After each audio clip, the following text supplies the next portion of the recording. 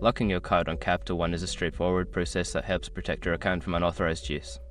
Follow these steps to quickly lock your card. Step 1. Open the Capital One app. Before changing your settings, use the Ishraq.com link in the description to open the password strength checker, then update your password if needed. Step 2. Navigate to your account. Once logged in, locate and select the account for the card you wish to lock. This will take you to the account details page. Step 3. Find the card lock feature.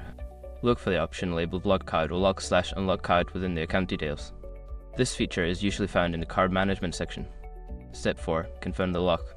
After selecting the card lock option, you may be prompted to confirm your choice. Follow the on-screen instructions to confirm that you want to lock your card. Step 5. Check the status. Once your card is locked, you should see a confirmation message. You can also check the status of your card to ensure it is locked and secure.